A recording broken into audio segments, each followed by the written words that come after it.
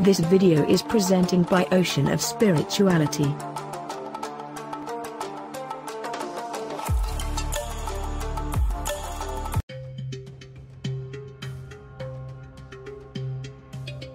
The process of death is painful for the body and not for the soul. In the previous posting, the process of prana or air entering an embryo was discussed. Air is the first and the last element to be associated with a gross body. At the time of death, the four elements merge into air element before all the five elements leave the body in the form of air or prana. Beating of heart and cessation breath alone is not symptoms of death. In rare cases, the heart beats again after a brief stoppage. In the case of yogis, they can stop their breath at their will. The first symptom of death is the cadaveric rigidity, followed by evidences of decay. Indian scriptures say that a body should not be burnt or buried immediately after pronouncing the body as corpse. They specify time frame before or after which corpse should not be burnt or buried. Once the gross body turns into a corpse, the soul leaves the body along with prana. Soul does not leave in the same condition as it entered the body. What makes the difference in a soul is the karmic account at the time of birth and at the time of death. The karmic account generally swells with the results of actions in this life. Every action without attached to it causes karma. The only way to get over the clutches of karma is to surrender the results of all our actions to God. In other words, actions should be performed, but without ego attached to it. This stage can be reached only by spiritually advanced persons. Karmic account is not only affected by actions by senses but also by the mind. Thinking of evil to others surely causes karmic afflictions. As long as thoughts and actions do not cause any miseries and pains to a living being, such thoughts and actions do not afflict karmic account. Karmic account is nothing but the distance between a soul and the Brahman. If the distance is too long, the soul has to make many entries and exits, and if the distance is too short, probably the liberation is not far off. The connecting link between the soul and the body is internal tool, which is known as antakaranam. This consists of mind, intellect, consciousness and ego. The effects karmas unfold through antakaranam, which in turn act through senses. Meditation is the only solution that can effectively purify the internal tool. Souls originate from God and have to ultimately merge with Him. At the time of the first manifestation of a soul, it is very pure, and at the time of liberation also, it becomes totally pure. An impure soul cannot be liberated. In the intervening period, the soul is bound by the karmic influence. Soul takes a short sojourn between two incarnations, and the place of sojourn depends upon its karmic account.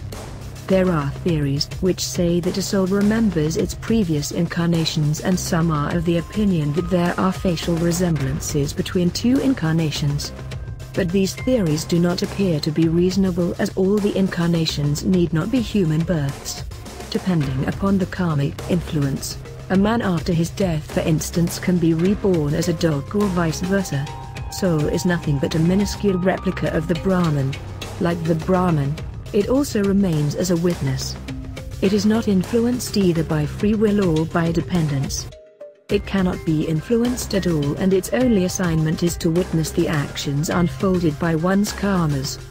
It is not the soul that is responsible for our actions, whereas it is only our own karmas that are responsible for experiencing pleasure and pain. When there is no karmic embedment in the soul, it means liberation for the soul. But without karma, soul cannot manifest, and without soul, karmas also cannot accrue. This is a typical case of interdependence. The entire creation and sustenance happens only on the basis of interdependence. Souls are not differentiated on the basis of castes and religions, and it is only due to ignorance and lower level of consciousness classification of humanity is made. Karmas originate from three important sources: mind, speech and body. Mind is the chief among the three. Speech and bodily actions originate from the mind. All the thoughts of the mind are not translated into speech or actions because of fear, a byproduct of the mind. If the mind continues to dwell in a thought for long, finally it gets translated into either speech or actions. This is the reason for attaching great importance to mind in self-realization. If the mind is controlled, karmic afflictions are automatically reduced as there will be lesser thoughts and actions. The great Indian scriptures laid down certain broad guidelines about how karmas arise out of certain actions. For example, idle and abusive talks make one born as a bird or a beast. Injuring creatures make a person to be born as inanimate. A number of such prescriptions have been provided in Dharma Sastra. Contrary to this doctrine, science says that karmas are embedded in the form of DNA, the king of molecules.